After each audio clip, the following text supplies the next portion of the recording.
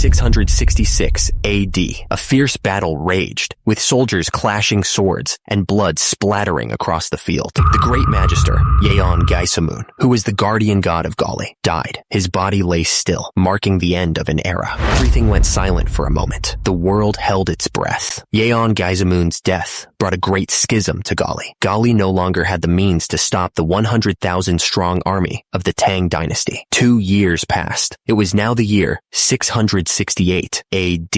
A blade flashed in the sun. A man kneeled on the wooden platform, awaiting death. Below, other soldiers looked on, and as he cried out, "Father, please spare me!" a general sat high on his horse, sneering at the Gali soldiers. He laughed. "Look at those Gali bastards trembling. Ooh, ha ha ha." The fighting continued without end. The man on the platform continued to beg, his voice cracking with fear. "Spare me. Please spare me. I beg you." A soldier responded coldly. "Blame your misfortune of being born in the wrong country." The man could only groan in despair. The executioner raised his sword, bringing it down with a sickening thud. Blood splattered across the platform. They gasped, recognizing the red three-legged crow flags in the distance. Gasp! Those people are the red three-legged crow flag? The cavalry charged forward, their armor gleaming in the sun. The soldiers shouted in excitement. "It's the black armored demon cavalry. Gali's cavalry has arrived." The soldier yelled at the top of his lungs, trying to keep everyone calm. "Do not panic." He looked absolutely furious. The general sat high on his horse, surrounded by his troops. He spoke with arrogance, believing their victory was assured. He gestured with his sword, declaring that the Gali scum were no match for them. A commander rode a war boar and charged straight toward the enemy. He shouted his challenge over the din of battle. "I'll show you, black armored demon cavalry commander. Face my spear." The black armored demon cavalry charged forward with unstoppable momentum, their hooves pounding the earth. They were a storm of steel and fury, ready to crash into the enemy lines. In a flash, the general's blade cut through the air, meeting its mark with deadly precision. The enemy commander on the war boar didn't even have time to react before he was struck down. The troops watched in stunned silence as the general's attack landed. They couldn't believe what they had just witnessed. The general, in a single stroke, the general stood tall over the fallen commander, his sword dripping with blood. The air was thick with the smell of death, a testament to his overwhelming power. Panic surged through the ranks as the troops realized the battle was turning against them. "Saint, stop him!" they screamed, desperate to stop the general's advance. The battle was a storm of steel and blood, a brutal dance of death. Soldiers screamed as they fell, their cries lost in the roar of combat. More and more soldiers fell, each death a brutal punctuation mark in the ongoing carnage. The air was thick with the smell of blood and the sounds of dying men. Ground was littered with corpses, a testament to the ferocity of the fighting. The realization hit like a hammer. The black armored demon cavalry. Another soldier lay lifeless among the carnage. A voice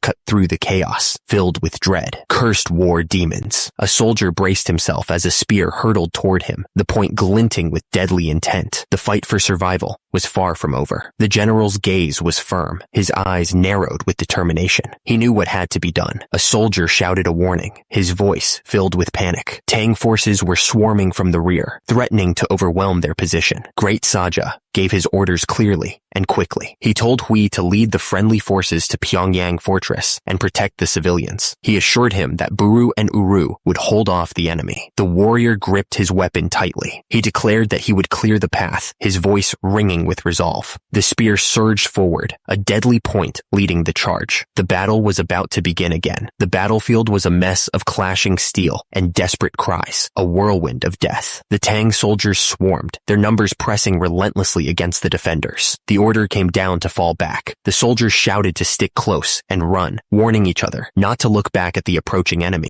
One soldier stepped forward, pleading with the general to let him fight. He declared that he wanted to protect his family and Gali with his own hands, his voice cracking with emotion as he addressed the general as his father. The soldier repeated his plea, his eyes fixed on the general. He was determined to fight, no matter the cost. The general paused, his expression unreadable. He asked the soldier if he could ride a horse, explaining that if he couldn't ride, he couldn't fight. The soldier stammered, unable to answer. The general commanded his men to give the young soldier a horse. He then told his son that was enough, and he needed to go protect his mother and sibling. The general's voice was stern, but his eyes betrayed his worry. The general shouted out his next orders, his voice booming across the field. He commanded everyone to gather the elderly, children, and wounded, and head for Pyongyang Fortress. There was no time to waste. The general's son turned to look back at the battlefield, his expression filled with worry. He knew he had to obey his father's orders, but leaving him behind felt like a betrayal. The boy looked towards his father, pleading with him to come back alive. Far behind him, the army marched forward, a sea of soldiers ready to face the enemy. The enemy commander roared, his face contorted with rage. He commanded his troops to not let a single one escape, his voice echoing across the battlefield. The soldiers marched forward, their voices rising in a unified roar. The ground vibrated with each step they took, a deafening thud echoing across the field. A group of civilians sprinted towards the fortress gates, their faces etched with fear. They desperately hoped to find safety behind the thick stone walls and the large, imposing red door. The scene outside the gate was one of utter despair. Injured and exhausted, the civilians begged for the soldiers to open the gates, their voices filled with desperation. The soldier stood guard, his face unreadable, as he listened to the pleas from outside. He looked like he was struggling with his duty, torn between orders and compassion. Tears streamed down the civilian's face as they pounded on the gate, begging for help. Their cries echoed in the courtyard, a desperate plea for salvation. The captain of the guard looked grim as he spoke. He asked if there was truly no other way to avoid this disaster. The soldier knelt, his voice filled with despair. He said to kill him, knowing the enemy's numbers were too great to overcome. Someone started laughing, a crazed sound that filled the air. The laughter suggested they had clearly lost it. The captain of the guard, under Emperor Demudiok Yaolje, urged his leader to escape. He warned that the encirclement was tightening, and there was no time left. The emperor lamented that he had failed to protect the nation, founded by King Dongmyung. He wondered where he could even go. The captain responded that a ship had been prepared, urging him to sail south, gather his forces, and rebuild. Emperor Demudiok Yeolje lay there, staring up at the ceiling. He looked like he had given up, completely drained of hope. The emperor wondered who was left to fight if they gathered their forces. Was there anyone still willing to stand against the enemy? The captain of the guard interrupted, asking if the great Saja, Go Jinshun, was still present. He seemed to be suggesting that Go Jinshun might be the answer. The emperor considered this. The great Saja, so he remained. The thought gave him a flicker of hope. The captain of the guard knelt before the emperor. He asked if his majesty would grant him one request. The emperor lay there, lost in thought. He was probably wondering what would happen next, and if there was any hope left. Delete entire narration. The ground was littered with bodies. The cost of war was being paid in blood. The armored warrior stood tall, his sword dripping with blood. Your death will be remembered by your son, he said, his voice cold and final. The battlefield was a scene of carnage. Dead soldiers and horses were scattered across the ground, a testament to the ferocity of the fighting. The warrior surveyed the battlefield, a sea of Tang dynasty soldiers stretching before them. He said something. He then asked if they were scared. He grinned, proposing a contest to see who could kill more. He added, 2 warriors stood side by side, observing the unfolding battle. One of them said. The other responded with a simple, "Is that so?" The warrior turned, his back to the battlefield. It looked like moving forward would be tough from now on. One of the warriors turned to the other, a fierce glint in his eyes. He said something. The warrior grinned, his eyes gleaming with anticipation. He said something. The army advanced, a sea of mounted warriors moving as one. They were ready for anything, their spears raised high, reflecting the sun.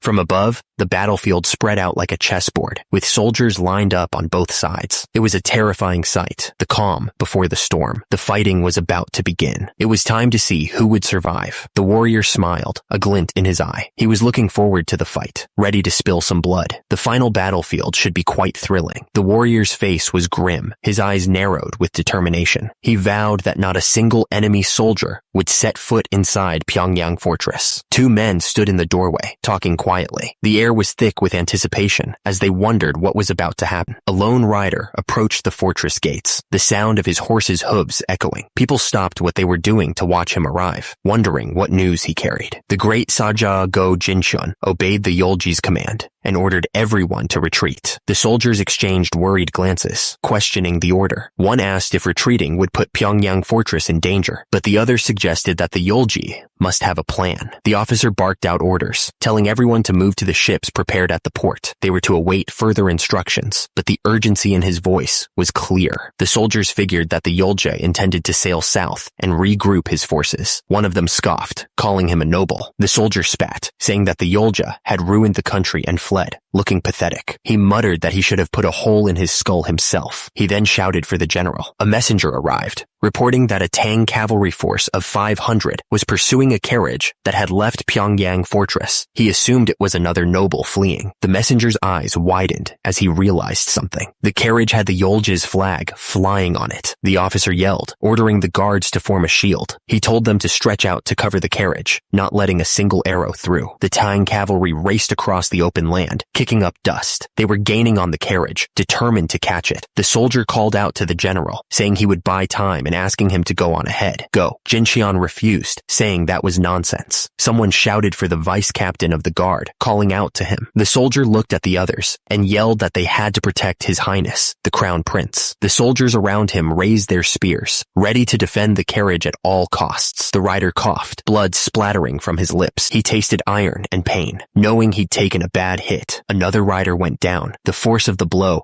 sending him reeling. He barely managed a grunt before falling. The vice captain of the guard barked orders, yelling for the cavalry to pick up the pace. He said they could catch them soon if they just pushed harder. The soldiers rode hard, their armor gleaming in the sun. They were focused on one thing, catching the carriage. The clash was sudden and brutal, spears splintering against shields. The soldiers fought with a desperate ferocity, knowing what was at stake. The rider felt a sharp pain shoot through him. He coughed, trying to clear his head. The battlefield stretched out before them, a chaotic mix of dust and blood. The riders charged forward, their destination clear. The captain of the guard, Great Saja, watched the battle unfold. He knew they were running out of time. The Great Saja gave the order, his voice cold and hard. He commanded all forces to annihilate them, letting not a single one escape. The soldiers grunted with effort, the sounds of battle echoing around them. The clash of steel on steel filled the air as they fought for their lives. The battlefield was a whirlwind of clashing steel and desperate cries. Soldiers fought and died in a tangled mess of limbs and weapons, each swing a desperate attempt to survive. The soldier roared as he cut down the two demons. He was determined to wipe out those monsters. With a confident grin, the archer prepared to fire. He boasted that he could take down two bastards with one shot. The soldier's hand clenched into a fist, knuckles white with rage. He was ready to crush anyone who stood in his way. Yuel Juburu roared, his face contorted with fury. He declared he was going to crush them all. The ground shook as the cavalry charged forward, a wave of mounted soldiers ready to crash into the enemy lines. Each rider gripped their spear, focused on the battle ahead. The captain of the guard demanded to know if the Yahello was inside the carriage. He was told it wasn't him. Then who was it? The answer came back. It was His Highness, the Crown Prince. The guards stood tall and silent, their armor gleaming in the sunlight. They were an impenetrable wall, protecting the carriage and its precious cargo from any threat. A faint rainbow arced behind them, an odd sight amidst the chaos. The carriage stood ready, the guards tense and watchful. The red flag fluttered in the wind, a symbol of the Crown Prince's presence. They had to get out of here, and fast. They continued their journey through the forest, the carriage rumbling along the dirt path. The soldiers stayed alert, their eyes scanning the trees for any sign of danger. The guards stood firm, their faces grim. They were ready to give their lives to protect the carriage and its precious cargo. One of the guards asked if it was truly a decree from His Majesty. He was told yes, His Majesty Yaolji had ordered them to escort the young emperor by ship to a safe location. The image was a logo, nothing important to see here. The carriage and its escort continued on, the sun beginning to set. The sky was painted with hues of orange and purple as they pressed forward. The path snaked its way through the mountains, a thin white line against the green landscape. In the distance, the ships waited, their dark shapes promising escape. One of the guards figured that at their current speed, they should reach their destination around sunrise. The soldiers nodded, their faces grim with determination. Suddenly, a soldier shouted to the general that the enemy was here. The news spread quickly through the ranks, and the soldiers tensed, ready for a fight. One of the soldiers cursed,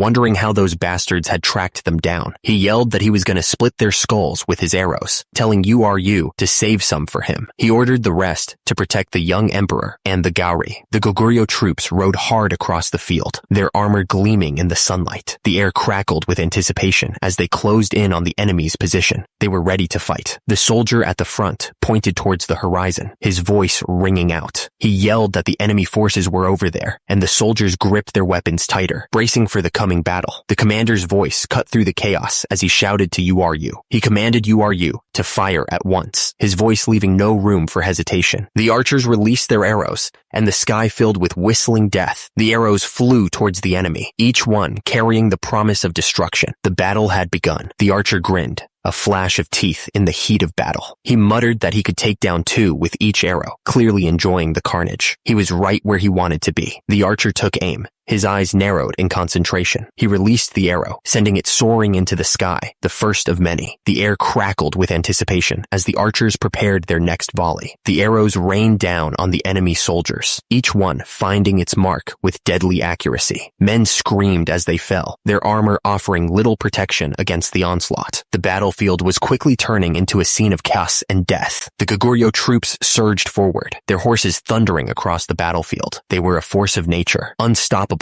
in their advance. The general surveyed the battlefield, his expression grim. He knew what was coming, and he steeled himself for the fight ahead. The carriage sped along the road, surrounded by its protectors. The dust kicked up by the horses' hooves billowed around them, a sign of their desperate flight. The woman held the baby close, whispering, "It's all right. We're almost there." She tried to soothe the child, hoping to shield him from the danger that surrounded them. Suddenly, the carriage lurched violently, throwing the woman and baby against the side. The baby cried out in terror, the sound piercing the air. Tang forces were coming from the coastline too. Shield bearers were ordered to come forward and block them. The clash was unavoidable. The order to raise shields echoed across the line. The soldiers braced themselves, knowing the enemy's attack was about to crash against them. The commander shouted for the soldiers to hold the line at all costs. They stood firm, a wall of shields and spears against the coming storm. The Tang cavalry charged forward, a wave of horses and steel. Arrows rained down on the defenders, each impact a test of their resolve. The commander's voice boomed across the battlefield, urging them to hold back the enemy until the young emperor was safely aboard the ship. He yelled for them to endure until the great envoy arrived. The soldier slashed through the enemy ranks, his sword a blur of motion. Each strike was a desperate attempt to hold back the tide, a dance of death amidst the chaos. The Tang army advanced, a sea of soldiers beneath their banners. They seemed ready to crush anyone who stood in their way.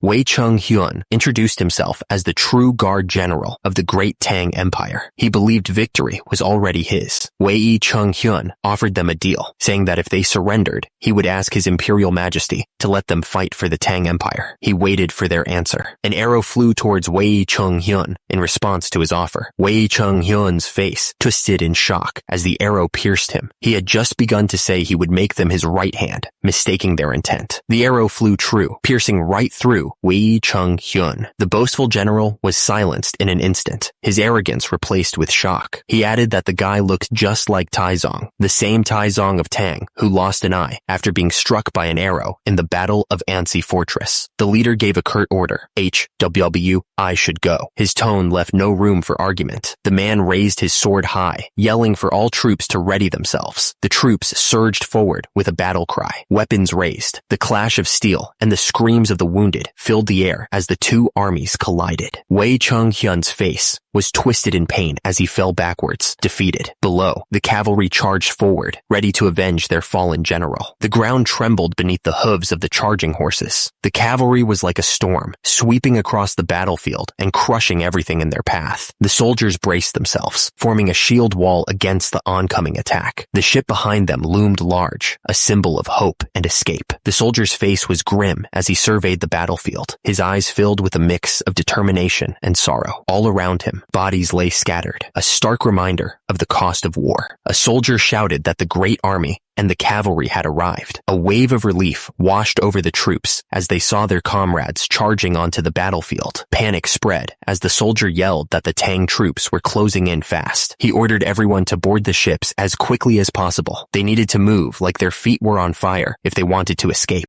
The ships sailed away from the beach, carrying the last remnants of the army. Every second counted, and the soldiers knew it. 2 soldiers stood guard on the deck, their eyes scanning the horizon. They knew the Tang troops wouldn't give up easily, so they had to stay alert. The fleet sailed onward, the setting sun casting long shadows across the water. Where they were going, no one knew, but they had to trust that it was better than what they were leaving behind. Despite all the chaos, the man held the sleeping baby close. He looked down at the child with a mix of worry and determination. He would do everything in his power to protect the young emperor. One of the armored soldiers asked what name His Majesty Yeolja gave the young emperor. The other soldier replied that His Majesty Yeolja named him Ulje. The first soldier acknowledged this and then asked what His Majesty's next command would be. The commander of the guards looked around urgently. He demanded to know where His Majesty was. Another soldier approached, holding out a scroll. He announced that His Majesty gave this to be delivered. The message read that His Majesty gave his final command to his younger brother. He was to take the child and the remaining survivors and go far, far away to live a peaceful life. The soldiers stood on the deck, gazing out at the horizon. They were sailing away, carrying out His Majesty's last command. Where they were going, no one knew, but they had to believe it was for the best. The text explained the meaning. This was an elder brother's last request to his younger kin. Wu Hyung was a humble term an older brother used when speaking to a younger brother. The soldier clenched the scroll, his expression hardening. He thought bitterly about how the man he could never bring himself to call brother now used that title to order him to flee. The soldier looked up at the commander, his face etched with worry. He asked what would become of Pyongyang Fortress now that they were retreating. Another soldier fell to his knees, begging the commander to kill him. The commander stared ahead, his face unreadable. A single drop of blood trickled down his cheek, a silent testament to the agony he felt at having to abandon their home. The commander stood tall, his armor gleaming in the dim light. Before him, a soldier knelt, head bowed in defeat. The commander stared down at the blood-stained scroll, the last orders he'd received. A fallen soldier lay nearby, a grim reminder of the cost of their retreat. The commander's face was etched with sorrow as he looked towards the burning city. He thought to himself that after 900 years of Gari, he couldn't protect them. The ship was caught in a raging storm, the waves crashing over the deck. It looked like they were about to be swallowed by the sea. The young emperor cried out, terrified by the storm. The ship rocked violently, threatening to throw him overboard. The ship fought against the storm, each wave threatening to swallow it whole. Many other ships struggled nearby, caught in the same watery hell. The storm's fury intensified as lightning flashed across the sky, briefly illuminating the ships below. The waves crashed down on them, threatening to drag them under. A massive wave crashed over the ship, sending it reeling. It felt like the ship was about to be torn apart. The ship was completely surrounded by the raging storm. It was all alone.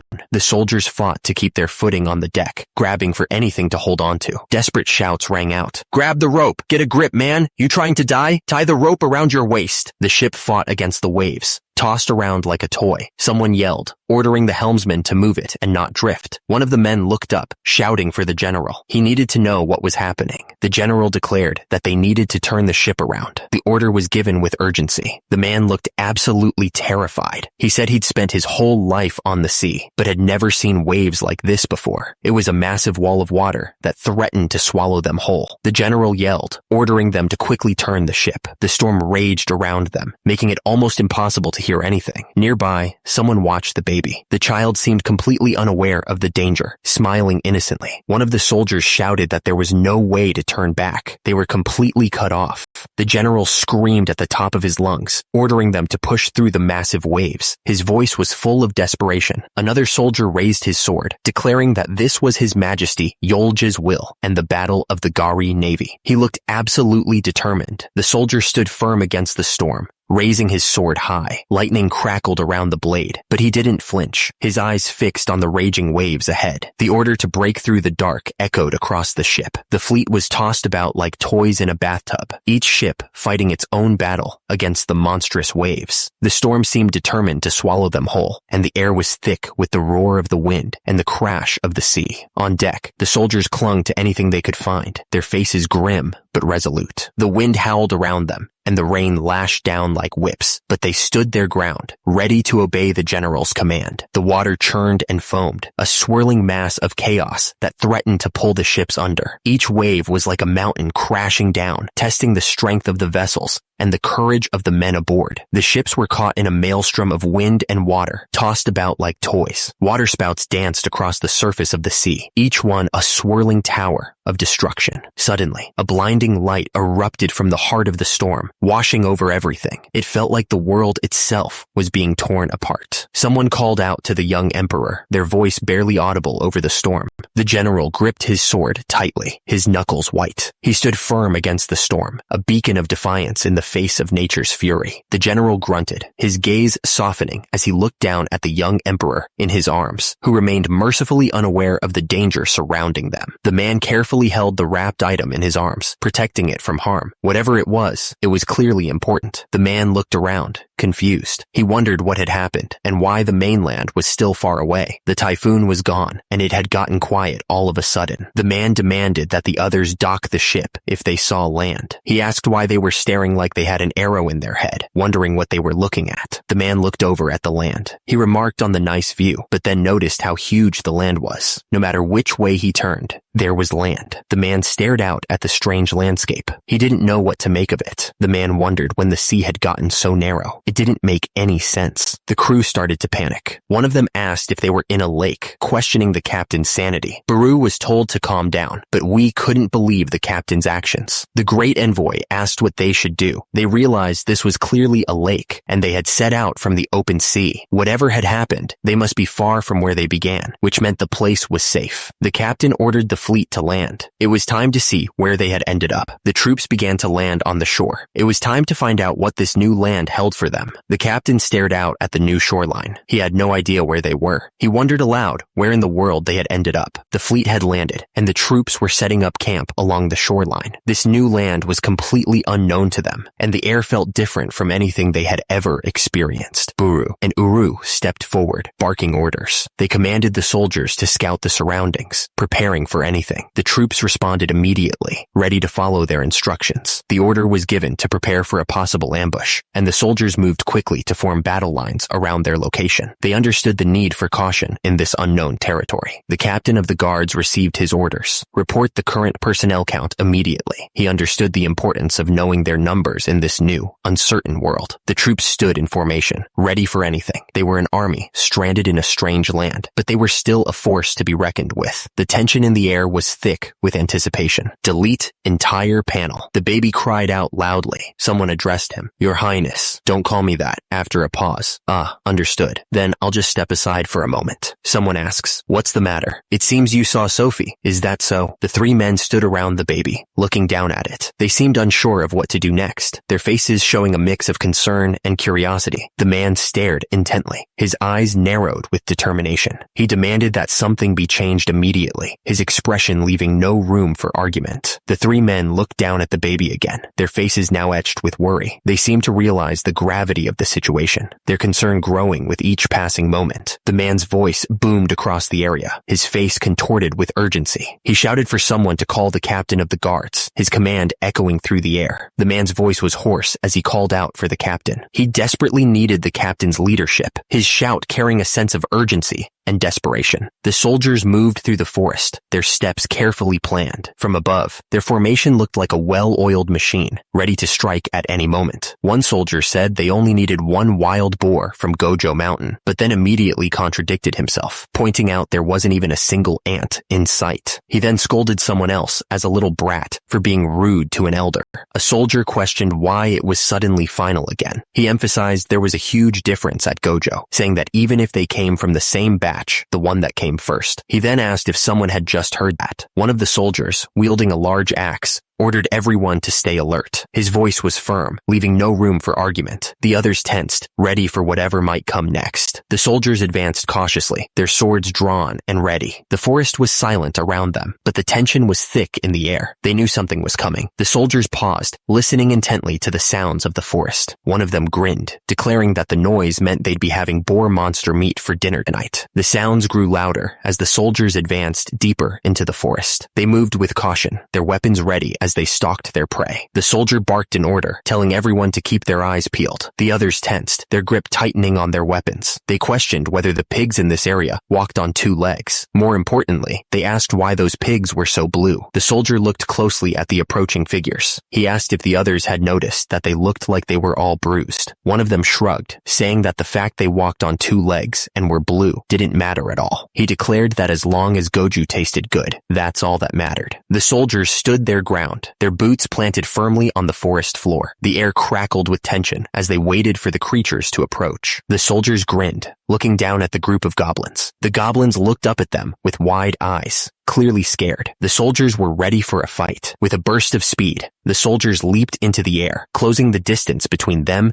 and the goblins in an instant. The goblins didn't even have time to react before the soldiers were upon them. The soldiers' scream echoed through the forest, a desperate cry for help, but the sound was abruptly cut short as a group of orcs appeared, their faces grim. The woman gasped for air, her chest heaving with each shallow breath. She was clearly struggling to keep it together as the situation spiraled out of control. A soldier yelled out, his voice filled with desperation. He was calling for the ambassador, hoping he could do something to help. The man stood his ground, his body tense and ready for a fight. He would protect the others, no matter what it took. Someone addressed the captain of the guards, their voice filled with concern. They reported that the child had changed, and no one could explain why. The man looked down, lost in thought. Meanwhile, in a room adorned with banners, the captain of the guards knelt before another man, a young girl standing nearby. The man's eyes widened as he looked at the scroll in his hands. Turns out, it was another letter from His Majesty Yahello, with instructions to deliver it once they reached their destination. The man with the sword asked if there were 2 letters. The captain of the guards apologized and confirmed that was correct. She was the daughter of Yul Rayuhwan, the captain of the guards, who stayed behind to protect me. The letter continued, explaining that was why I sent her to you. I apologize for deceiving you. The fortress was falling, engulfed in flames. It couldn't be helped. Someone had to make the call. Otherwise, everyone would have thrown their lives away trying to defend the indefensible. Though born of the emperor's bloodline, he didn't want to put someone like you, who has spent your life on the battlefield, through such cruelty. He wanted to reassure the man. He told him to not blame himself for failing to protect the country. It wasn't his fault. As I, who rose to the throne of Yahello,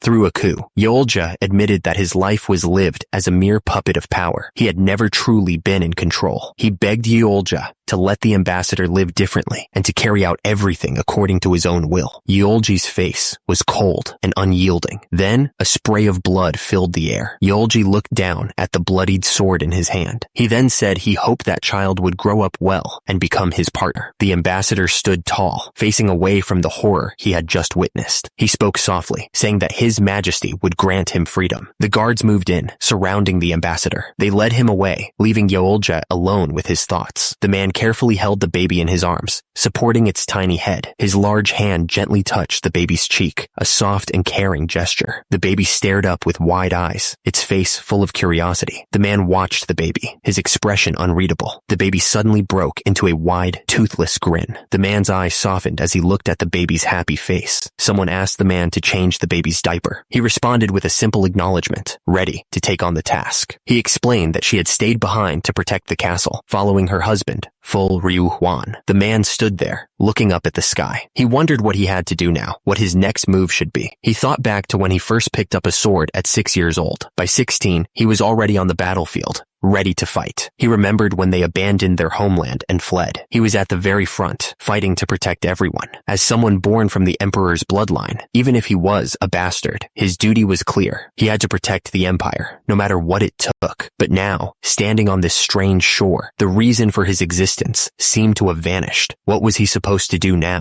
He stared up into the sky, the colors shifting above him. What then should he draw his sword for? What was his purpose here? Inside the tent, a scout reported on the surroundings. He had scouted the forest near Gojo, but found no enemies. The scout reported that the atmosphere of the forest was different from Dong or Sila. Some of the trees looked a bit different too. But the strangest thing was the creatures walking on 2 legs. The general looked absolutely furious. He demanded to know what the meaning of the interruption was. Had an enemy appeared? The soldier stammered, his eyes wide with fear. It seemed heaven was angered. What? Heaven was angered? The soldier hesitated, unsure of what to say. He looked up at the sky, trying to find the right words to describe what he was seeing. The soldier finally spoke, pointing up at the sky. He said that the moon had given birth, and the offspring were twins. He looked at the others with a strange expression. The soldier looked up at the sky in disbelief. He pointed out that the moon wasn't giving birth, and the stars were different too. It was like they were in a completely different world. The other man listened carefully, taking in the bizarre news. The officer tried to remain calm, saying that at least they didn't have to worry about the Tang army right now. The other soldier agreed, but his face showed he wasn't convinced. The officer repeated himself as if to convince himself. Delete entire description. The S name was displayed. Delete entire description. The orcs charged, weapons raised, ready to attack. One of them yelled at the pig, demanding to know where it thought it was going, and triumphantly announced that he had caught the blue pig. A man stood firm, his expression stern. He commanded the pig to hold still, his voice filled with authority. The man frowned, deep in thought. He wondered if the pigs here walked on 2 legs naturally, or if they were actually people wearing pig masks. The orcs continued their assault on the pig, swinging their weapons wildly. The pig, surprisingly, kept repeating, "Let's talk human," over and over. One of the men commented that the pigs sounded like they were talking like people. The other man looked at him strangely, asking what he was talking about and if he had ever seen a pig talk. The first man paused, then admitted that was true. The man tickled the orc relentlessly, telling him to hurry up and just die already. The orc screamed from the tickling, squirming in the man's grasp, desperate for it to stop. The man continued to beat on the orc, unimpressed by the screaming. He found the whole thing pretty noisy, actually, like the orc was doing it on purpose to annoy him. One of the men wondered what was going on. The other man replied that they were performing some kind of ritual, though what kind, he didn't know. Woo! And another man continued to beat the pig. One of them wondered why they were tickling it, suggesting a smiling sacrifice would be better. He then told URU to tickle him properly, because they had to keep him smiling. Great Lion told BURU and URU to stop what they were doing. BURU asked why he was interrupting them. Great Lion said they could do the ritual later, because they needed food first. The man with the axe was told that since the pig was blue, it might be sick. Suddenly, a voice called out. The general sighed, asking what it was this time. Had a dog or a cow started walking on 2 legs? He then asked how they even knew about it. Everyone stared in stunned silence. The air crackled with tension as they tried to process what they were seeing.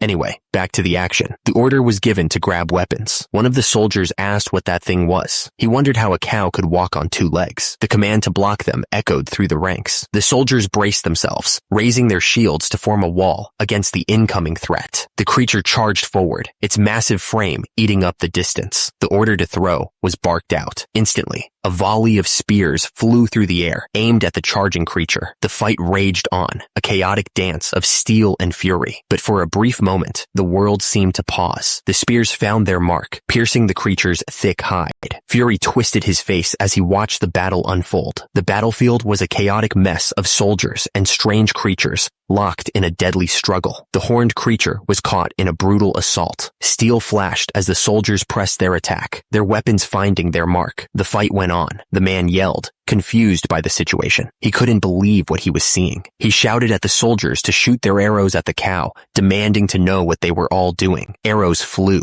piercing the creature's hide. The impact of the arrows caused the beast to stumble back, roaring in pain. The man looked closely at the rope. His eyes narrowed in suspicion. He wondered if someone was trying to start a power struggle with him. The man didn't hesitate. He yelled for the soldiers to fire. The rope weapon shot forward with deadly speed. The arrows rained down on the horned creature, each one finding its mark. The force of the arrows caused the beast to stagger. The horned creature knelt on the ground, defeated. Arrows stuck out from its body, a testament to the soldier's deadly aim. The man screamed at the cow-like creature, calling it a bastard and commanding it to die. He watched as the creature fell, finally defeated. The horned creature lay lifeless on the ground, a pool of blood spreading around it. The arrows that had struck it were now still, marking the end of the fight. The man stood over the fallen beast, his large axe dripping with blood. He had won, but the fight had clearly taken its toll. The silence hung heavy in the air. URU asked if it was okay to eat the cow bastard. He added that the great lion wouldn't tell them not to eat it again, right? The man was shocked. There were 3 more of those creatures, and now there was even a dog running around. The battle was a mess of blood and steel. Creatures and warriors clashed, each blow carrying the weight of desperation. The ground was littered with bodies. Someone called out to URU, suggesting they split up and take them out half and half. Then they wondered who would get the last one. The other man shrugged and replied, "Who knows?" A warrior's sword flashed, cutting through one of the creatures with ease. The impact echoed through the air. The battle raged on, a chaotic dance of death. Each warrior fought with everything they had, their faces grim with determination. The Minotaur roared,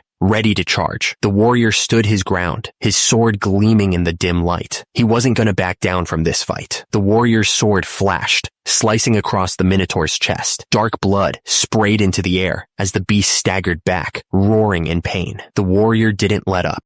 The warrior looked up, his face etched with concern. Something wasn't right. He could feel it in the air. Another warrior struck a creature hard, his fist connecting with a sickening thud. The force of the blow sent the monster stumbling back. He wasn't messing around. The warrior plunged his sword deep into the monster's back. The creature let out a final, guttural cry as it collapsed to the ground. The fight was far from over, but this one was done. The warrior didn't waste any time. He swung his sword with incredible speed, slicing right through the Minotaur's chest. Blood sprayed everywhere as the beast roared in pain. The Minotaur crashed to the ground, defeated. The warrior stood over the fallen beast, panting slightly. The battle had been fierce, but he had come out on top. The rest of the warriors arrived, surveying the scene. The ground was littered with the bodies of Minotaurs and horses, a testament to the battle that had just taken place. They had won, but at a cost. One of the warriors spoke up, explaining the strange sensation. He said that the gravity here was weak, which is why their armor, weapons, and even their own bodies felt lighter than usual. The other warrior listened intently, processing the information. So that's why, he thought. It all made sense now. This new world was full of surprises. The warrior didn't hesitate. He swung his sword down, slicing the Minotaur from shoulder to waist. Blood splattered as the beast roared in pain. The ground shook violently as the massive Minotaur crashed down. Dust and debris flew everywhere as the earth cracked under the weight. The Minotaur looked down at its chest, confused. How could he have lost so easily? He didn't understand what was happening. The warrior calmly sheathed his sword, the metal sliding smoothly into the scabbard. Blood dripped from the blade, a testament to his victory. The warrior gripped the hilt of his sword, a smirk playing on his lips. He thought to himself that those Tang bastards wouldn't stand a chance against him right now. What a shame. The soldier didn't hesitate. He drove his blade into the werewolf, piercing its chest. The creature screamed in pain, blood spurting from the wound. The remaining werewolves charged forward, their claws bared and teeth snapping. The soldiers braced themselves, knowing they were outnumbered and outmatched. The air filled with the sounds of battle. The leader ordered Buru to chase down the remaining enemies and wipe them out. He also told him to expand the search area and find out what else was out there. Buru simply replied that he understood. The forest stretched out before them, a sea of green that seemed to go on forever. The trees were tall and thick, their branches intertwined to create a canopy that blocked out the sun. It was a place of mystery and danger. The man yelled for Sarah to get the village. He then called out for Mr. Varen. Something was definitely wrong, and they needed to act fast. The man yelled for them to hurry. Below, the woman looked terrified, tears streaming down her face, clearly in a panic. The man notched an arrow, pulling back the string with practiced ease. He scanned the forest, his eyes narrowed in concentration as he prepared for whatever was coming. He spotted the ogre in the distance, its massive form lumbering through the trees. The hunter knew he had to act fast if he wanted to protect the woman. The hunter yelled at the ogre, calling it a stupid ogre and daring it to come closer. He was trying to draw its attention away from the woman. The ogre roared in pain, the arrow sticking out of its shoulder. It looked absolutely furious. He called out desperately to someone, his words trailing off. The world seemed to hold its breath for a moment. Time stood still. Sarah tripped and fell hard, sprawling onto the forest floor. The ground rushed up to meet her face. The man yelled at the ogre, cursing it and daring it to come eat him instead. Sarah screamed, "No!" a sound of pure terror. He grabbed Sarah and ran as fast as he could through the trees. He had to get get her away from whatever was out there. He looked at something in the distance. What's that thing? It's bigger than a cow, he said, alarmed. Sarah started to regain consciousness, making confused sounds. Huh? W,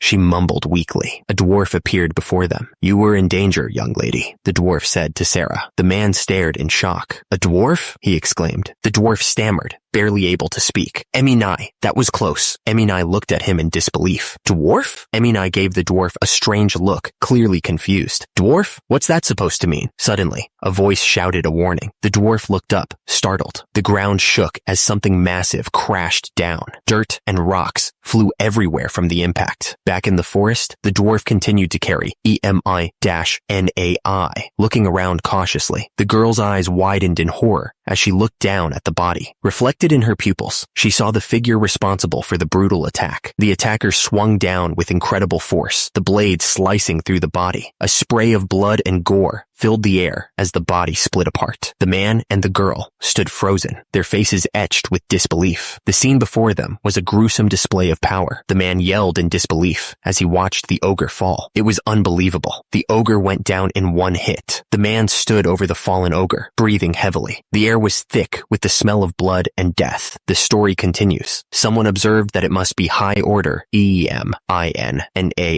commenting that it wasn't bad. BRU spoke in what seemed like another language. Great Rune, BRU, Nalere, Irene, BRU, which was translated as asking for forgiveness and thanking the Earth Clan. Back at the camp, soldiers were moving around. Someone told Saraya not to worry. Saraya told her uncle that she was too hurt to move. She insisted that he escape and warned the village. The uncle refused to leave her alone. He told her to stop babbling. The uncle told Saraya to speak so he could understand her. He tried to reassure her, saying that if an orc bites you, but you keep your wits, you survive, right? He was clearly trying to stay positive. Someone noticed a woman with golden hair. Her skin was so pale, it was almost unreal. He wondered if all the locals were this gorgeous, and if this was the West. The man doubted that the people were punitive force soldiers. He reasoned that there were no black hair, black eye troops in the kingdom. He was trying to figure out who they were. Ji Woong Sam told someone to beat it, clearly annoyed by their staring. He looked absolutely furious. The camp was a hive of activity, soldiers running in every direction. It seemed like something big was about to happen. Ji Woong Sam tried to communicate with the locals. Locals, I guess. Guiltio, can you understand us? He asked, trying to figure out if they could communicate. Guiltio replied that High Order had told them his name, but he couldn't grasp anything else they were saying. The group waited, watching Ji Woong Sam try to make sense of the situation. They needed to figure out where they were and how to get back home. He realized that they didn't know exactly where they were. He shouted to the soldiers. Besides the walking pigs and cows,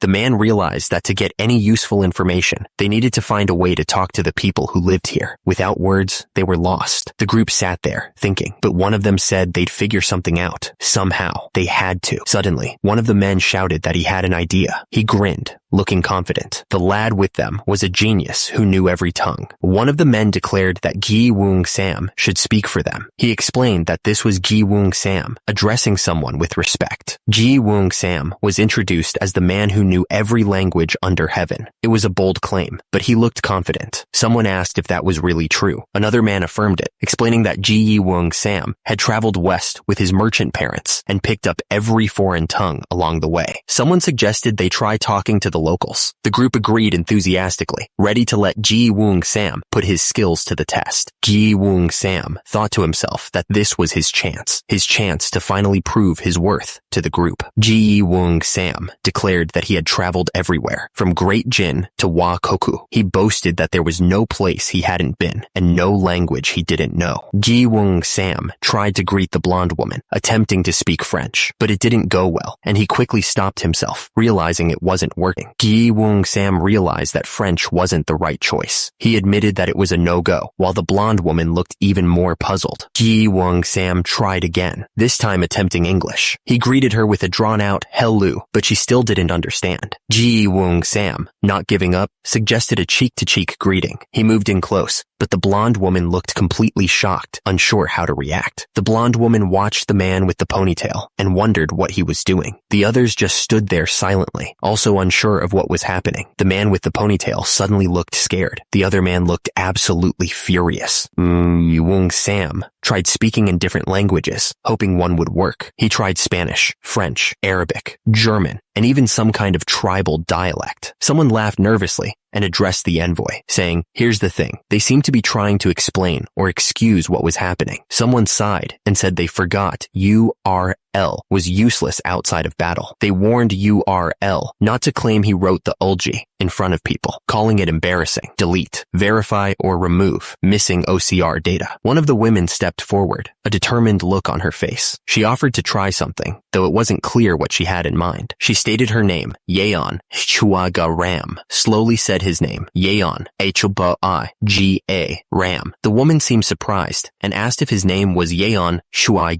Ram. Yeon Shui Ga Ram, then asked the woman for her name. She paused for a moment before answering simply, Sarah. The crowd murmured amongst themselves, finally understanding that her name was Sarah. Yeon Shui Ga Ram looked absolutely pissed. He realized that was all it took, and he already knew her name. He was frustrated, muttering that he had even called her name twice before. Someone was talking to BRU, thanking him and commenting on his good memory. The speaker was laughing heartily, clearly in high spirits. One of the men dismissed BRU's behavior, saying he was just talking nonsense and that they should let him have his fun. He suggested they call it a day. The man interrupted, saying he still had something to take care of. He looked determined. Night had fallen over the military camp, casting long shadows across the tents. The air was still, but the camp was bustling with activity. Inside one of the tents, two men sat at a table, the only light coming from a flickering candle. The atmosphere was tense, as if they were discussing something important. Baron Alvin sat at his table, calmly eating his food. He seemed unfazed by the chaos around him, already planning his next move. Night, Yuk Lion Teluman stood nearby, his armor gleaming in the dim light. He watched the Baron with a stern expression, ready to carry out whatever orders came his way. He reported that the mercenary band would soon seize the farming village, and referred to those fleeing the kingdom as vermin. He declared that he would make them pay for that. The military encampment bustled with activity, soldiers moving about their duties. Tents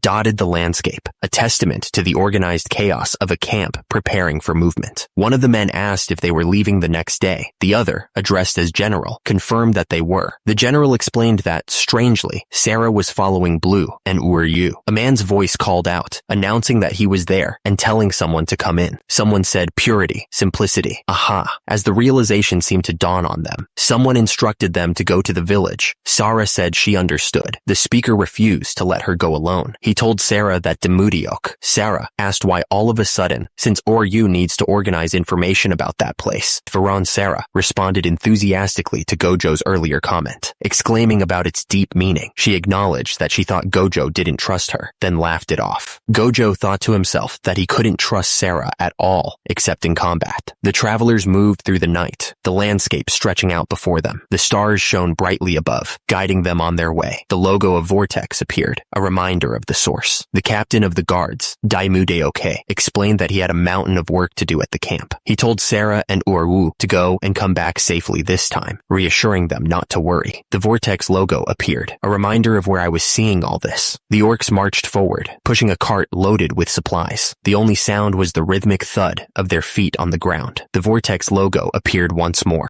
One of the soldiers pointed into the distance and shouted, "I can see the village over there." "Everyone stop," someone shouted. "Hey, liar." The soldiers tensed, ready for anything. The man questioned if his harsh training was just a bonus, wondering if they even learned to speak in 10 days. He looked absolutely furious. The man riding the horse groaned, clearly annoyed. The other man shouted that they should stop talking and just ask if that was the right village, making sure his order was understood. The soldiers rode on, a tense silence hanging in the air. They were getting closer to the village, and everyone was on edge. Sam said that the villagers might be surprised, so Sarah and he would go first to explain the situation. He thanked Buru. A duck quacked nearby. Buru looked absolutely furious, his face contorted with rage. He swung his axe down at the man on the horse, shouting, asking if he thought he was equal to him and where he got off talking like that. Buru suddenly realized he was about to thank the guy, but he was still pissed that the guy used casual speech, calling him a little punk for it. Someone told Buru to stop, saying he was scaring the kid. Sarah didn't even seem surprised by his outburst. The man on the ground had a creepy smile on his face. He seemed to be enjoying the chaos. Buru came to the conclusion that saying thank you scares people. He figured he needed to warn the villagers about that first thing when they arrived. The village entrance was completely empty, not a soul in sight. An eerie quiet hung in the air, broken only by the gentle breeze. The man and woman walked into the village, looking around in confusion. The man wondered out loud where everyone had gone. Someone pointed towards the main square, urging them to hurry. There was a sense of urgency in their gesture, as if something important was happening there. They made their way to the village square, the buildings around them casting long shadows. The air was thick with anticipation, a feeling that something was about to happen. The man suddenly put a finger to the woman's lips, silencing her. He looked around cautiously, as if afraid of being overheard. The village chief looked up at Captain Mioran, demanding an explanation. He couldn't understand why Mioran hadn't stopped the orc horde, especially after promising to do so in exchange for food and money. A group of armed men stood behind Mioran, watching the scene unfold. The man leaned in close to the village chief, a sneer on his face. He wondered if the village chief was just naive because he was a farmer, or if he was simply too old and dull to understand what was happening. The man wrapped an arm around the village chief, his voice dripping with false concern. He explained that risking their lives to fight orcs wasn't worth it when they could make easy money by capturing everyone in the village. He chuckled at the thought. The man's expression hardened as he turned to his men, issuing orders. He told them not to injure the women and to avoid crippling the men, emphasizing the importance of their commodity value. The man's voice was cold and ruthless as he gave the final command. He ordered his men to kill anyone without commodity value. A group of villagers screamed as the mercenaries attacked, their cries echoing through the village square. The villagers screamed and begged for their lives as the mercenaries swarmed them. They cried out to their fathers, hoping someone would save them from this nightmare. A mother held her baby tight, tears streaming down her face. She begged the man to at least spare her child, clinging to the hope that some shred of decency remained. The man sneered down at her, his eyes cold. He told her it all depended on what she did, his words like a slap in the face. Without a second thought, the man kicked the woman. She went crashing to the ground, still desperately trying to shield her baby from the violence. A man screamed at the mercenary, calling him a bastard, but the mercenary didn't even flinch, continuing to kick the person on the ground with brutal force. The mercenary grinned, his teeth bared. He asked the village chief if living as a slave wasn't better than being eaten alive by orcs, his words dripping with sarcasm. All around, the villagers were getting beaten to the ground, their faces contorted in pain as the mercenaries kicked and punched them without mercy. The village chief, lying on the ground, lamented their decision to flee the kingdom's tyranny. He realized it was a mistake to trust people so easily, his voice filled with regret. He weakly warned Varen and Sarah to never come to this place. His words were a desperate plea, hoping to protect them from the horrors he was now facing. The village chief closed his eyes, wishing that at least those two would be safe from harm. His body was battered, but his spirit still held on to a flicker of hope. The village chief urged Sarah to quickly go and inform others about what was happening. He then turned to the unknown man and asked what he was going to do.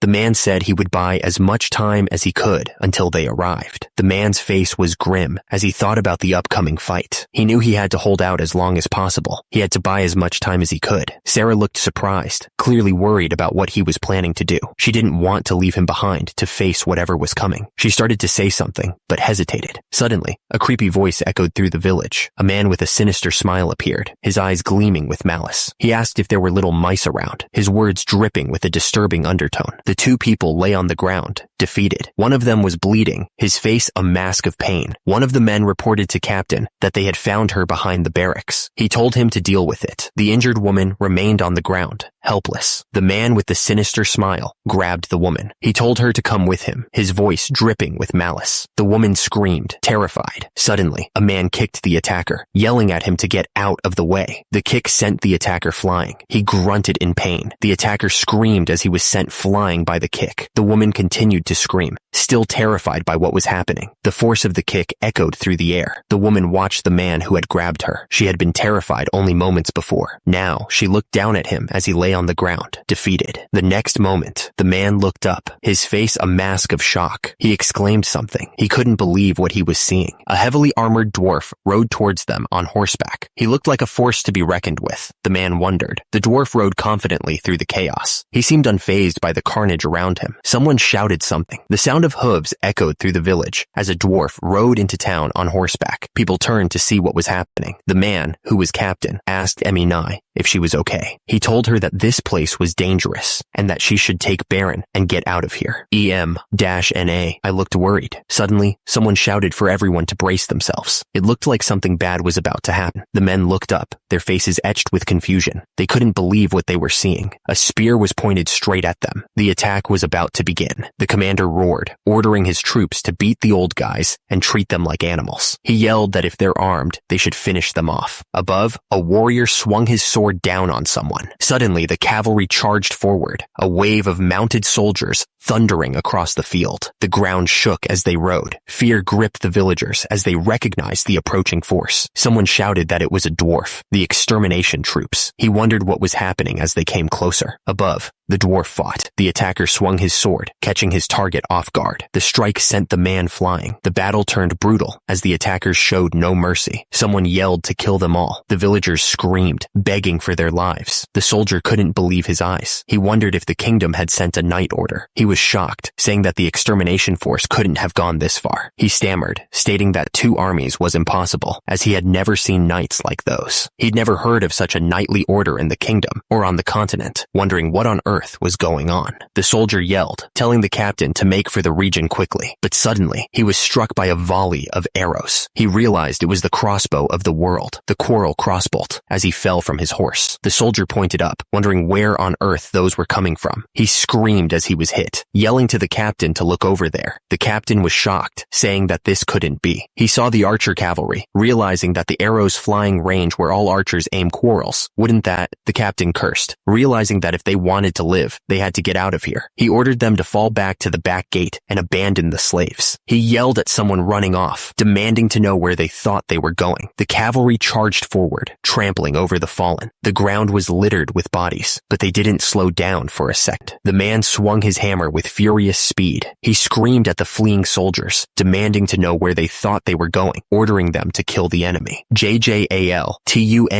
face twisted in rage. He was furious that someone had called him shorty, his least favorite word, and screamed at the offender to shut up. The cavalry thundered onward, their horses' hooves pounding the earth. A voice roared above the chaos, ordering them to kill the enemy without mercy. The attacker's fist connected with brutal force. The impact sent shockwaves through the victim, leaving no doubt about the attacker's intent. The soldiers ran as fast as they could, trying to get away. The leader watched them go, his face showing how surprised he was. The man screamed, warning that a dwarf was coming. Above him, the dwarf fell from the sky, crashing down. The dwarf's sword came down, stabbing right through one of the soldiers. The attack was quick and deadly. The man yelled at his troops, ordering them to do whatever it took to stop the dwarf. The dwarf was a major problem. The man with the axe watched the soldiers run, saying that they were doing a good job at running away fast, even better than regular soldiers. He thought it was ridiculous. Knights rode forward on their horses, their swords ready. They were getting ready to fight. The leader ordered his troops to take out the brats up front. He looked absolutely furious. The soldiers fought with everything they had, their swords meeting with deadly force. Blood splattered everywhere. The man told his troops not to waste time on those who were running away. He said there was an URU nearby that they needed to capture. The men picked up the pace on their horses, rushing to report what they'd seen. They had to tell Baron Alvin right away. Arrows rained down on the trench, finding their marks with deadly accuracy. The archers showed no mercy, their arrows piercing through flesh and bone. The kick landed with a sickening thud, sending the man sprawling to the ground. He landed hard, the air knocked out of him. He lay motionless on the ground, several arrows sticking out of his body. Blood seeped from the wounds, staining the earth around him. Another arrow was drawn back, the archer's hand steady and firm. He aimed carefully, preparing to unleash another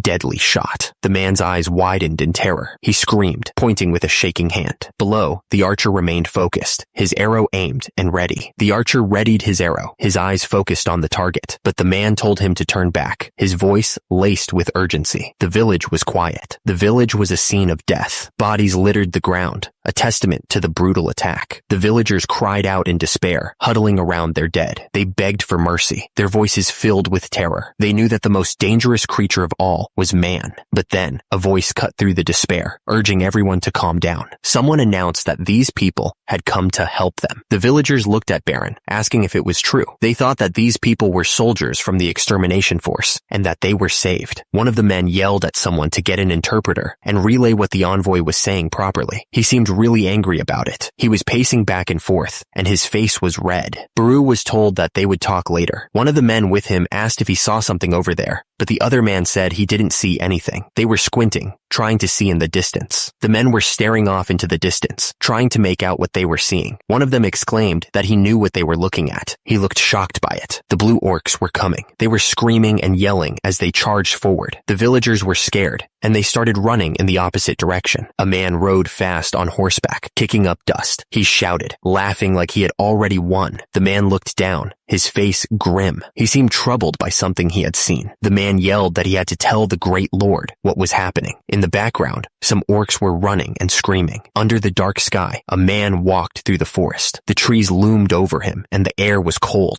A horde of orcs was charging forward, screaming. But then, a man yelled at the top of his lungs, calling someone a liar. The man ordered everyone to gather up every able-bodied man with a bow. The soldiers responded, yelling. Far away, the horde of orcs advanced, grunting and snarling as they moved through the forest. Their numbers seemed endless. The air grew heavy with anticipation. Everyone knew what was coming. One of the archers looked at his bow with confusion. He wondered what he was supposed to shoot with, since it wasn't a wooden bow. The man yelled, calling someone a liar. He ordered them to signal their white-haired friends when he gave the signal. He then demanded to know how many arrows were left. The soldiers reported their remaining arrows. 5, 7, 6. The man in charge listened intently, then ordered them to gather very last arrow into their quivers. Deep in the forest, the horde of orcs continued their advance. Their grunts echoed through the trees as they moved closer to the village. One of the archers looked at the advancing horde, a flicker of doubt in his eyes. He knew the bows were good, but could they really take down that many orcs from this far away? Suddenly, a chorus of screams erupted from the orc ranks. Something had them terrified. The archer grimly stated the obvious. If they didn't take down at least 2 orcs with every shot, they were all doomed. The odds were stacked against them. The order to fire rang out, and the archers released their arrows. The arrows flew with deadly speed, striking the orcs with brutal force. Deep within the forest, the orcs were suddenly ambushed. Something tore through their ranks, and they didn't even know what was happening. The man watched in disbelief as the orcs fell, unable to even see the arrows. He realized that these weren't just bows, they were magic items. He immediately ordered the Ghost Horse Brigade to follow him. He sprinted towards the door, his face etched with urgency. He had to get to the general. He shouted for the general, his voice filled with desperation. He needed to tell him what was happening. The man's eyes went wide as he shouted something. He looked absolutely terrified. Suddenly, the orcs were caught in a deadly ambush. They were being torn apart, not even knowing what hit them. The attack was clearly a hit and run. The enemy struck hard and fast, leaving the orcs in disarray. The orc laughed like a maniac. He cackled. The orc roared. He looked eager to chase down his prey. The orcs charged through the forest, their heavy footsteps shaking the ground. They ran as fast as they could, eager to get to the fight. An orc fell from the sky, taken completely by surprise. Below him, the men on horseback were ready for the next attack. The orcs stood their ground, weapons ready. Suddenly, one of them looked up, his face showing confusion. He wondered what was going on. Chief Mukable roared, threatening to tear apart anyone who dared to run from the humans. He was determined to lead his horde to victory. The orc raised his weapon high, promising victory to those who fought with him. He urged the warriors to show the humans the true valor of the orcs. Chief Mukable, the hero and strategist, roared out a command to his army. The orcs responded with a deafening cheer, shouting his name over and over. Chief Mukable's eyes burned with fury as he gave the order. He commanded them to split into 4 groups and attack the village without mercy. The orcs surged forward, their numbers overwhelming. They raced toward the village, eager to spill blood and cause chaos. One of the men looked completely shocked. He couldn't believe what he was hearing. Panic set in as the men realized the danger. Someone shouted for everyone to hurry back to the village and prepare for the attack. The orc roared, a guttural sound that echoed through the trees. He towered over the fence, ready to attack anyone who dared to stand in his way. The spear thrust forward with deadly speed. The orc didn't hesitate, driving the weapon straight through the man, felling him instantly. The orc stood over his fallen foe, blood dripping from his spear. He snarled, promising death to anyone else who dared to oppose him. The man lay motionless on the ground, his life extinguished in an instant. The scene of the attack was gruesome, a testament to the orc's brutal strength. Suddenly, the orc screamed in agony as an arrow pierced his arm. He stumbled back, clutching the wound and roaring in pain. The archer watched in desperation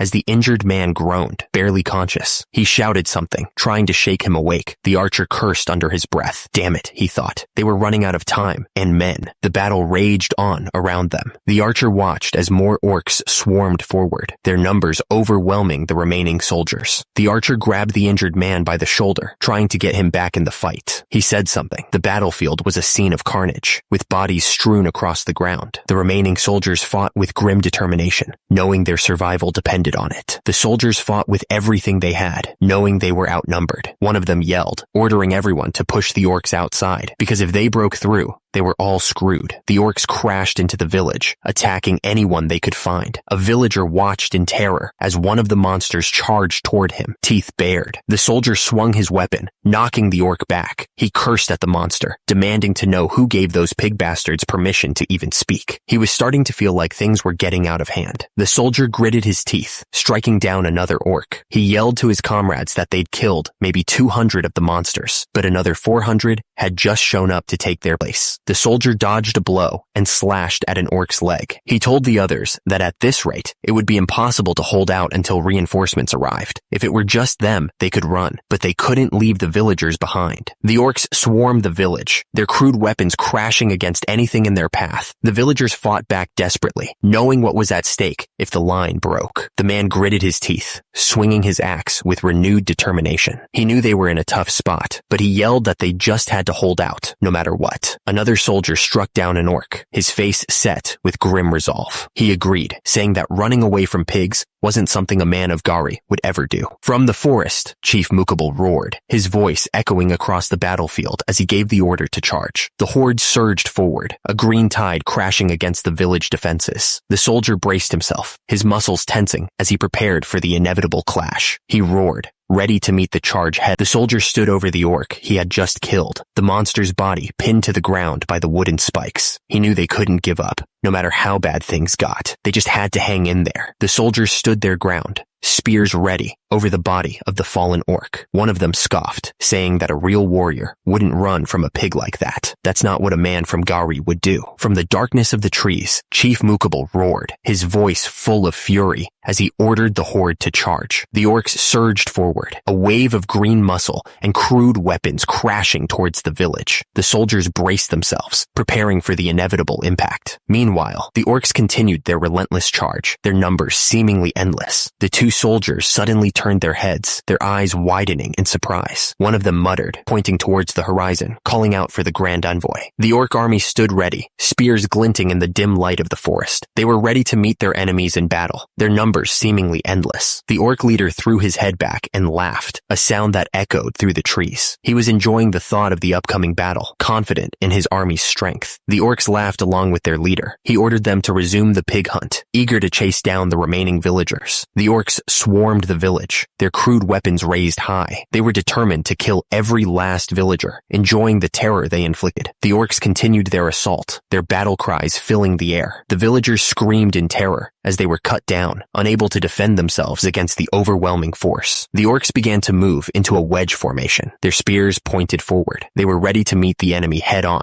trusting in their numbers and strength. An orc squealed, spotting the approaching human cavalry. The orcs braced themselves, knowing the battle was about to begin. Very Lokwi, Varnaza, the strategist revolutionary of the orcs, announced himself, declaring he had spent his life preparing for this day. He told them that no matter how skilled the knights were, they'd never break through their wall of brave warriors, urging them to stand together and live, or scatter and die. The orcs began to chant, calling out for Mukul to unite. They raised their weapons, ready to fight as one. The orcs continued their chant, the sound echoing through the forest. They were ready to face whatever came next, their determination unwavering. The orcs continued to chant, calling out for Mukul to unite them. They raised their weapons high, ready to fight as one. The orcs kept chanting, but one of them wondered what the cavalry was doing. Another orc yelled that the cavalry would be crushed against their wall. The soldier realized that if the cavalry ran into the orc wall, they would be flung away. He found them to be a strange bunch. The Ghost Horse Brigade charged forward at full speed, ready to break through the orc lines. The Ghost Horse Brigade continued their charge, their speed and determination unwavering. The orcs stood shoulder to shoulder, forming an impenetrable wall of muscle and steel. They were ready to meet the charge of the Ghost Horse Brigade head-on, confident in their numbers and strength. An orc stood atop a rocky cliff, watching the human cavalry approach. He yelled that the human cavalry was running away from their might, mocking their supposed valor. The orcs roared with approval, their voices blending into a thunderous cheer. They chanted for the glory of the orcs, their excitement reaching a fever pitch. The man smirked, addressing the archers under his command. He asked them if they could possibly miss a target they could hit with their eyes closed, confident in their skill. The archers drew their bows, aiming with deadly precision. At the man's command, they released a volley of arrows, sending a storm of projectiles hurtling towards the enemy. The arrows rained down on the orcs, piercing through their armor. Many fell to the ground, defeated before they could even reach the village. Chief Mukabal stood atop a rock, watching the human cavalry. He noted that they were moving as expected, playing right into their trap. Chief Mukabal roared, his voice filled with urgency. He screamed at his warriors to scatter, hoping to minimize the damage. The archers' volleys continued to tear through the orc ranks. Orcs scattered in every direction, trying to avoid the deadly rain of arrows. The commander watched the orcs scatter, a smirk playing on his lips. He explained to his companion that they had foolishly banded together, making themselves easy targets. Very Lokwi, Rivarniza, declared that they were launching a full offensive counterattack. The orc general screamed for his soldiers to charge. Mukabal yelled for his warriors to form up. He urged them to unite and stand together against the enemy. The commander ordered the archers to loose their arrows. He then commanded them to scatter and disperse to avoid being caught in the counterattack. Mukabal desperately screamed at his warriors to form up. He then changed his mind and told them to scatter, realizing the situation was hopeless. An orc fell to the ground, lifeless. The arrow pierced his heart, ending his life instantly. The arrow found its mark, silencing the orc chief for good. Panic spread through the ranks as the orcs realized what had happened. They screamed about the loss of their leader.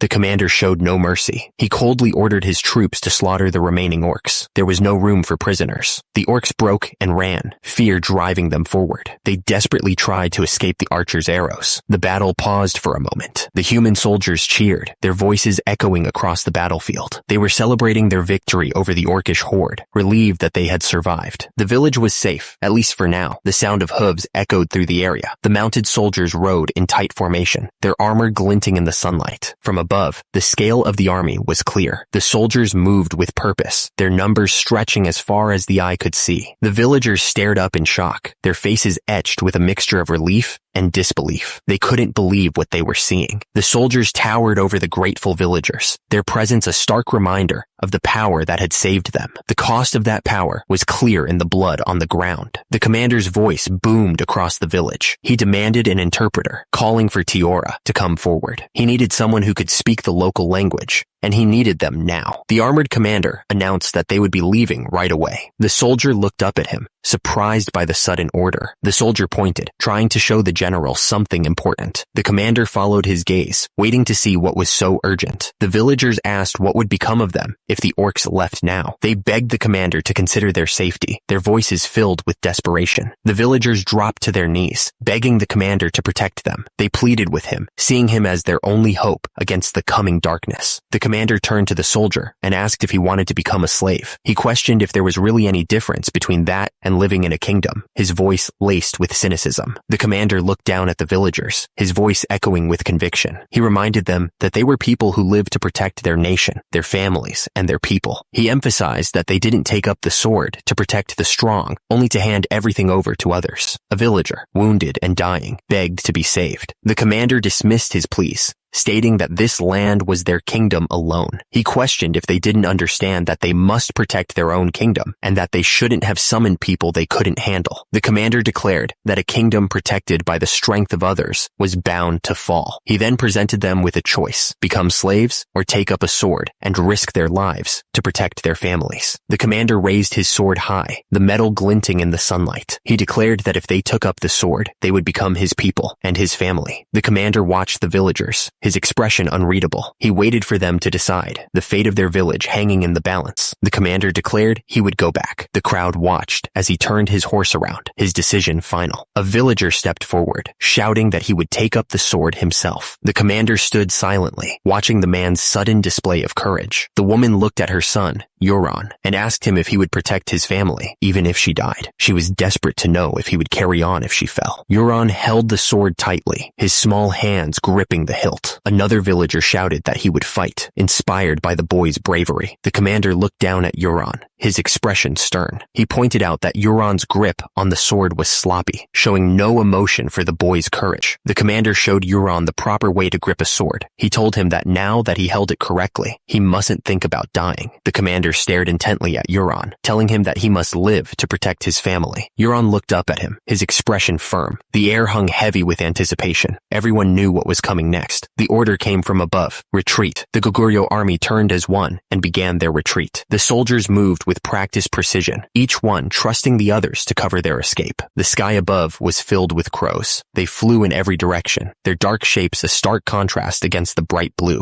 Crows gathered on a wooden fence, their dark eyes watching everything. They perched close together, a silent, watchful flock. A body lay sprawled on the ground, surrounded by crows. The birds pecked at the flesh, their dark feast painting the ground with blood. A knight on horseback gazed down at the gruesome scene. The crows continued their grim work, undisturbed by his presence. Sir Telemann reported back to his lord. He said that he'd searched the entire area, but there were no slash and burn farmers to be found. The knight surveyed the scene from horseback. The bodies lay still, a testament to the brutal fight that had just ended. The lord asked Sir Telemann for his assessment. Sir Telemann explained that both the orcs and the mercenaries had been killed by the same group. It seemed the slash and burn farmers were responsible, but they had already fled, leaving behind arrows of an unfamiliar design, suggesting a new faction had entered the scene. The lord looked absolutely furious. He cursed the bastards who dared to covet his property. The knights rode through the area, their faces grim. The air was heavy with unspoken tension. The lord declared that once all the slash and burn farmers were gathered to pay tribute to the kingdom, he would eliminate them. His eyes burned with cold fury. A booming voice echoed across the land, declaring that the great lion had arrived. The news spread quickly, carried on the wind. The order to open the gates rang out. The soldiers moved quickly, raising the heavy barriers to allow passage. Villagers watched as a woman approached, commenting on how pale she looked. One of them wondered if the sunlight was different here, making her skin appear so fair. Another villager chimed in, noting that she looked sick. Her frail appearance caused concern among the onlookers. A man leered at the woman, noticing a dark bruise under her eye, but still found her slender and pretty. He then turned to the others, asking if they were drooling over her. The great lion noticed some of the soldiers weren't training as hard as they should. He teased them about slacking off while he was gone. The soldiers nervously denied it. Then he asked about the refugees and what their situation was. The great lion declared that from now on, the refugees would be considered people of Gari. Someone then asked if he was finally going to continue the line of the High Emperor. The Great Lion asked what they were talking about. He explained that accepting them as people meant they needed soldiers to fight off anyone who tried to invade. He also needed women and children who could become the heart of their will to protect. The other man started to say something, but the Great Lion cut him off. He looked down at him and said something. The soldier, standing near HWY, asked the Great Lion to continue the line of the High Emperor, since he had already accepted them as his people. HWY looked on, waiting for the response. The Great Lion stood with one of his advisors, looking out at the new land. The advisor admitted that they had no idea where they were, or even if this was the same world they had once known. The Great Lion knew that giving the soldiers and the people a goal would be a pillar to support their lives. He knew he had to make a decision. The advisor looked at the Great Lion and told him to be the High Emperor, saying he couldn't do it. HWY looked shocked, wondering how he could say such a thing. The Great Lion chuckled, wondering if he should have Buru or Who are you? Do it." The advisor was furious, telling him that this wasn't a situation for such jokes. The great lion turned away, lost in thought. The weight of the decision pressed down on him. HWI, commander of the guard, declared that he had spent his entire life on the battlefield. Because of that, he admitted he wasn't good at running a country. The great lion turned to Commander Demudiok, telling him to handle the affairs of the place as he saw fit. Commander Demudiok started to object, but the great lion cut him off. The great lion explained that he would do what he could do. He told Commander Demudiok that he too had to take charge of the part he was good at. He reminded him that an incompetent emperor or high emperor would ruin the nation. The great lion admitted that the only things he knew how to do were wage war and protect Gauri. He seemed lost in thought. The soldiers started whispering amongst themselves, clearly shocked. They mentioned something about the Titan Uljok and the Titan clan, wondering what in the world that was and what was going on. The soldiers looked at the kneeling dwarves with suspicion. One of them scoffed, saying there was no way they could be related to anyone they knew. He found the idea ridiculous. The soldiers moved closer, studying the dwarves. They pointed out how pale they were, noting that they definitely weren't from around there. They seemed to be trying to figure out where they came from. One of the dwarves looked up, his face etched with worry. The sound of pounding feet grew louder as the dwarves tried to run, but a horde of orcs was closing in fast. The three stone brothers were desperately trying to outrun the orcs. One of them wondered what they should do, fear evident in his eyes. One of the dwarves looked absolutely miserable, tears welling up in his eyes. He cried out that it was all his fault. He cursed his own greed for wanting to find Rosestein, which led them all the way to the Laganza Mountains, only to be chased by orcs. The soldiers fought hard against the orcs, each swing of their swords a dance of death. As one of the soldiers fought, he thought to himself that those people had yellow skin, black hair, and black eyes. The dwarves looked up, their eyes wide with surprise. Were those people humans, they wondered? The dwarves looked at the soldiers, their faces etched with confusion. Something wasn't adding up, and they didn't know what to make of it. The soldiers watched the dwarves carefully, studying their every move. They muttered that they were a little different from the humans they knew, almost like General Baru and General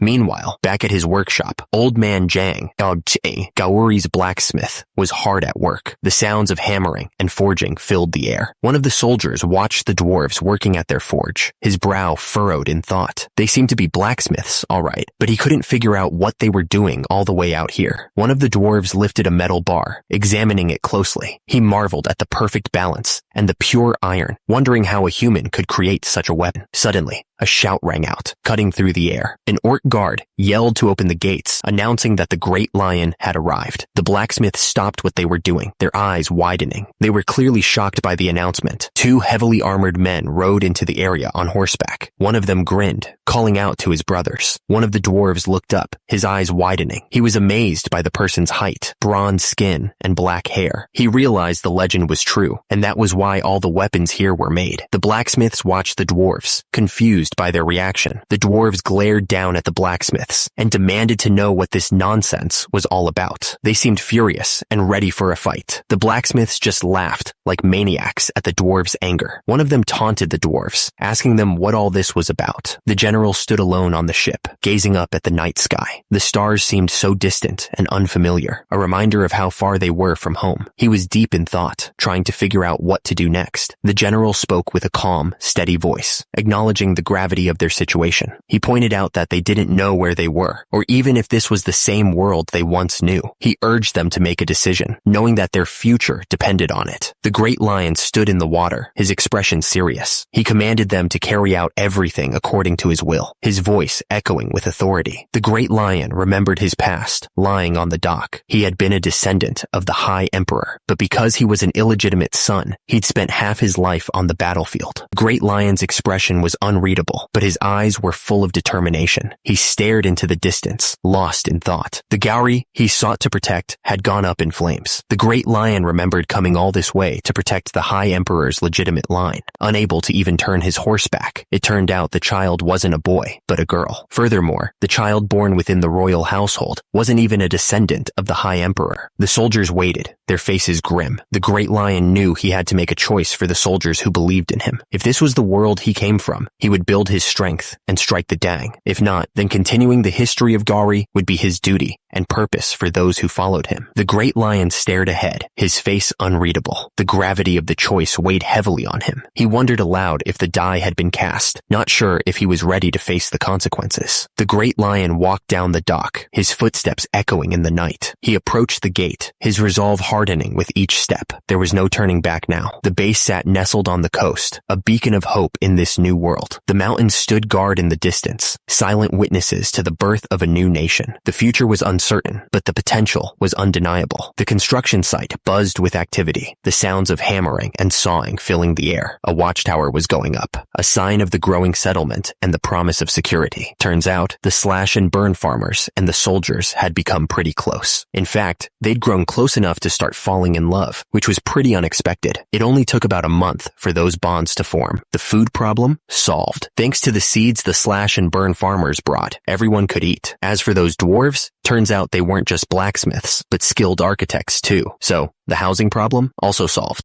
The dwarves were really impressed by the ironworking techniques. Now, they're working under Old Man Jang, making all sorts of things. It's a real testament to the Titan clan. Two of the men looked excited. They agreed that it was all thanks to General Baru and General Uru. They were ready to work hard. The problem was that they were running low on supplies for the wedding ceremony, which was only a few days away. They didn't have enough liquor, meat, or clothing, and they were also short on bows. Turns out, Veron had a plan. He suggested sneaking into the city and selling the hides and bones from the monsters they'd been hunting. That way, they could make some money. With the money they earned, they could buy the food, clothing, and even weapons they couldn't get here. One of the men volunteered to go, telling the Great Lion that he would go since the commander of the guard was busy. He'd survey the situation and run the errand. The Great Lion listened, his face unreadable. He seemed to be carefully considering the plan and the offer. In the distance, the walled city stood tall, a mix of buildings and fortifications. It was their only hope for getting the supplies they desperately needed. Riding alongside the Great Lion, one of the men asked why he'd insisted on coming. He pointed out that the Great Lion usually ordered him to survey the situation, so it seemed strange that he was here instead. The Great Lion smiled slightly, responding that the other should just honestly admit he was curious about the city. With that, he told them to move out. The group moved along the dusty path, the horses kicking up small clouds of dirt with each step. The wagons rumbled behind them, the wooden wheels making a dull thudding sound. Hidden amongst the trees, a lone figure watched the group pass by. They kept themselves concealed, peering out from behind the thick trunk of a tree.